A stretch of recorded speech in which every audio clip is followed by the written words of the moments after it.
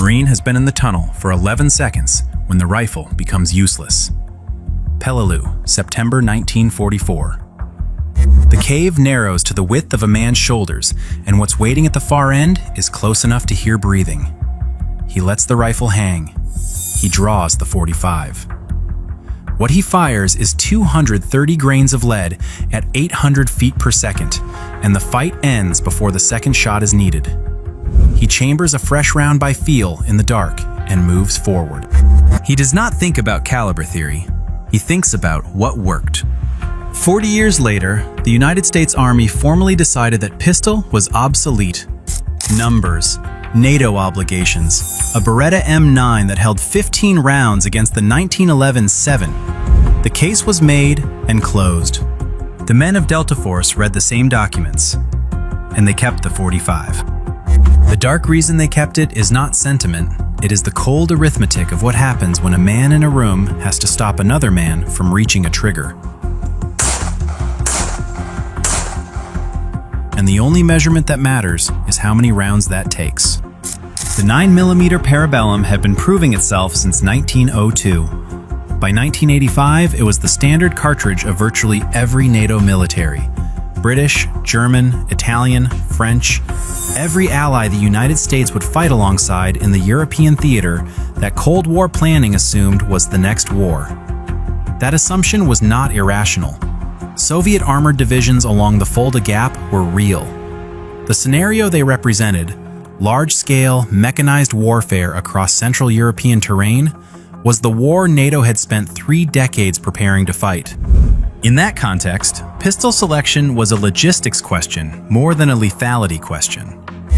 A soldier in a conventional ground engagement rarely draws his sidearm. When he does, the engagement distance is close enough that adequate terminal performance is sufficient. And adequate is the right standard when the larger priority is supply chain coherence across 12 Allied armies.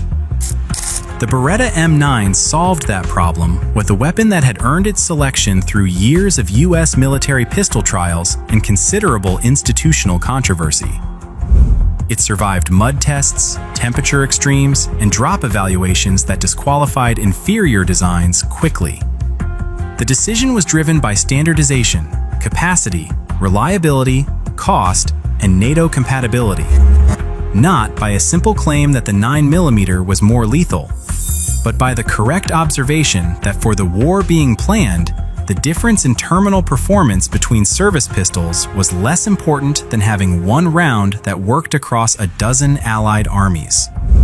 15 rounds in the magazine, one supply chain for a dozen nations. The Army's reasoning was rigorous, and the conclusion was defensible. The M9 was the correct pistol for the war NATO had built itself to fight. That war never happened. The war that did happen was fought in rooms, not fields, at distances the NATO analysis had not been designed to address. Delta Force had not been built to fight the war NATO was prepared for. Colonel Charles Beckwith stood the unit up in 1977 after spending time embedded with the British SAS and returning to Fort Bragg with a conclusion the conventional army was not positioned to hear. The United States had no unit capable of executing the operations the coming decades would require. Munich in 1972 had demonstrated what that absence cost. 11 members of the Israeli Olympic team were dead after a rescue attempt that was improvised, inadequate, and fatal to the men it was supposed to save. Beckwith was not interested in the after-action analysis. He was interested in building a unit that would not improvise. The doctrine Delta Force built was not infantry doctrine at reduced scale.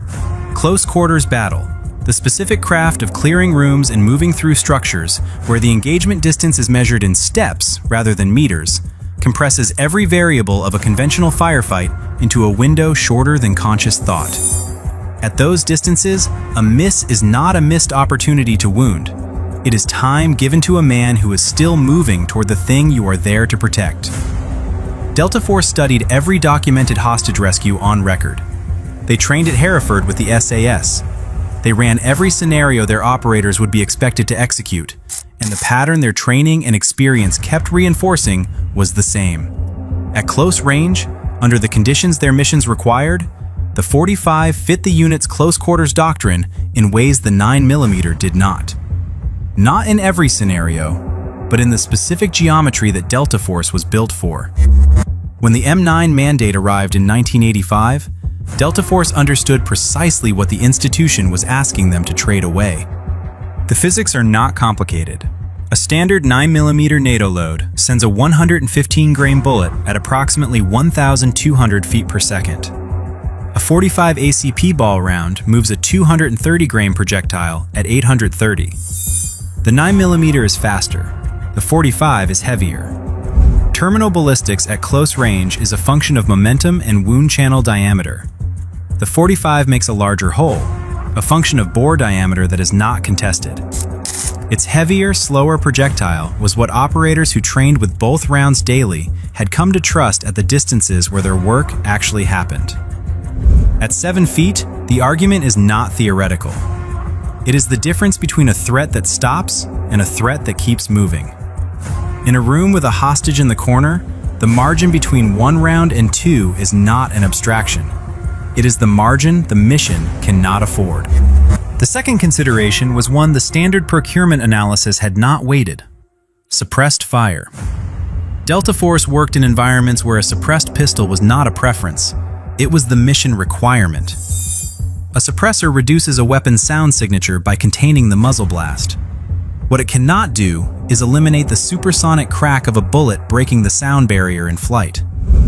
The 9mm is inherently supersonic at standard velocity. To fire a quiet shot from a suppressed 9mm, the operator needs subsonic ammunition, a separate logistics chain, a separate set of terminal performance trade-offs. The 45 ACP at standard velocity is already subsonic. Fit a suppressor to a 45 and the round is quiet without changing a single element of the ammunition supply. In operations where the pistol was a primary weapon and every sound was a decision, that was not a minor distinction. Delta Force armorers rebuilt the 1911 to the standard their doctrine required. Extended beaver tail grip safeties prevented the slide from biting the web of the hand on a fast draw.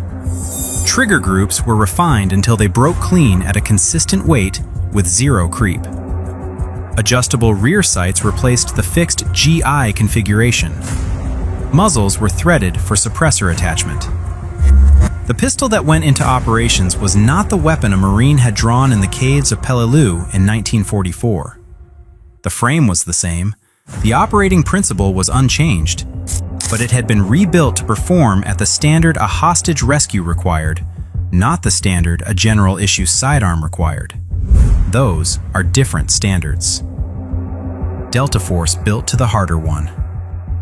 They did not keep the 45 because they trusted the past. They kept it because the past had already run the test. By October 1993, Delta Force had been running operations into Mogadishu for 2 months. Operation Gothic Serpent was targeting senior leadership of the Somali National Alliance under Mohammed Farah Aidid, whose militia had killed 24 Pakistani peacekeepers and was systematically blocking humanitarian aid distribution across the city. The mission planned for October 3rd was designed to take 30 minutes. It lasted 18 hours. Aidid's fighters had been watching American raid patterns and had developed a system for responding to them. When a Black Hawk appeared over the Bukhara market, runners entered the streets and men with rocket-propelled grenades moved to prepared positions. The militia had studied the patterns and learned to mobilize faster than the assault element could complete its objective and withdraw. On October 3rd, the system worked. Super 6-1 took an RPG hit and went down with its crew alive. The ground convoy that had just completed the target building assault turned toward the first crash site and fought through intersections that had become kill zones. 2 kilometers away, Super 6-4 took a hit and went down in a narrow alley, separated from the main force by a district that had armed itself and was filling every street around the second wreck. Chief Warrant Officer Michael Durant was the only surviving crew member at the Super 6-4 crash site. He had a broken femur and could not move. The crowd closing on the wreckage was not coming to render assistance. Master Sergeant Gary Gordon and Sergeant First Class Randall Shughart were Delta Force snipers in a circling Black Hawk overhead. They could see Durant. They could see the size of the crowd closing in on him. Gordon requested permission to insert to the crash site. He was denied. He requested again. Denied again. On the third request, the decision was passed back to them. They inserted. They were two operators. What they inserted into was not a defensible position. It was a crash site in a narrow alley, with no prepared cover and no reinforcement within reach. Two men with the right training and the right tools could hold that perimeter for some amount of time. Not indefinitely, they knew that. They inserted anyway. What followed is in the record because Durant survived long enough to describe it. Both operators pulled Durant from the cockpit and moved him to a covered position against the fuselage. Both established a perimeter in the debris around the wreck. Shughart was killed there, still defending the position when he fell.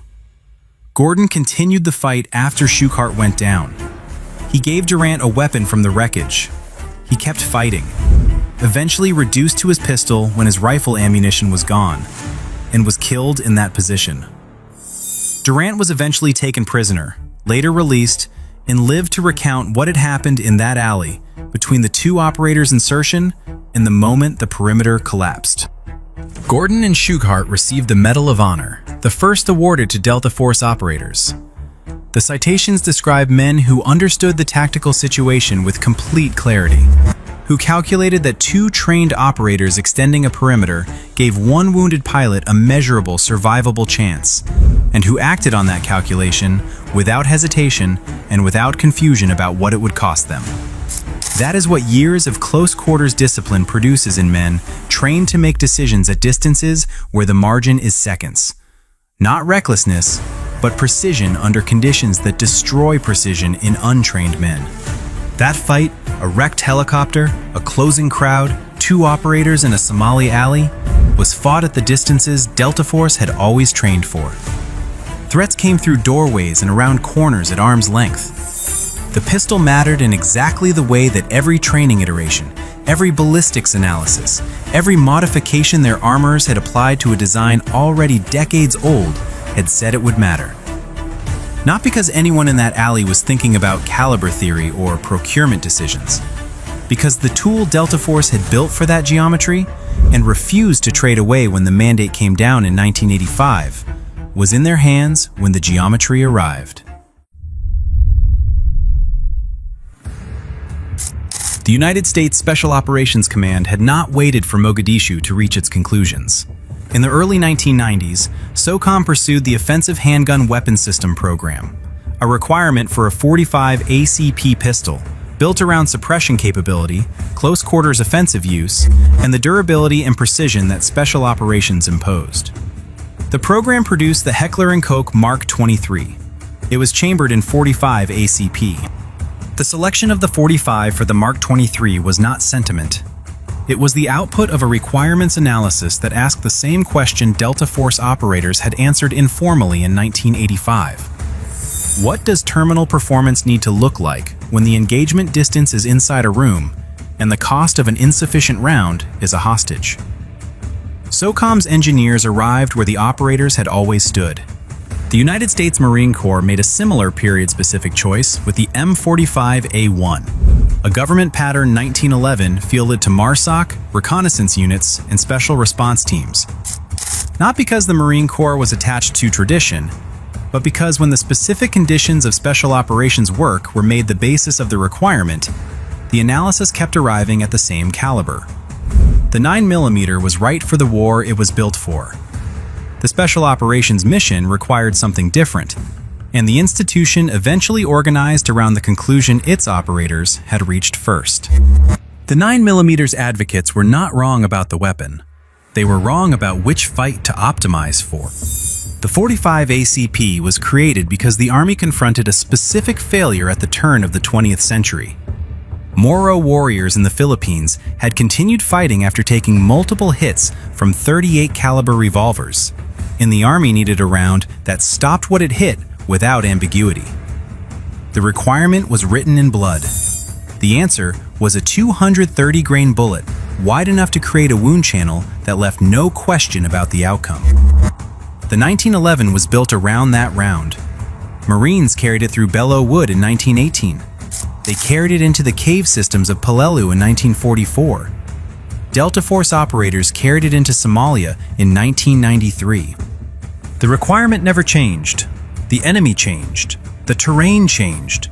The entire nature of the conflict shifted across 80 years.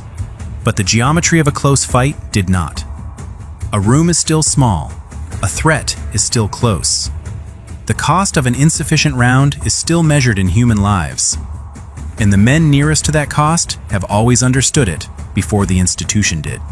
Delta Force never gave up the 45 because they had done the analysis the procurement system is not built to do. They asked what the fight actually required at the distance it actually happened, with the cost of a wrong answer made explicit and personal. The gap between what the expected war demands and what the actual fight requires. That is where the dark reason always lives. This channel exists to find it. If that's what you're here for, subscribe and stay close.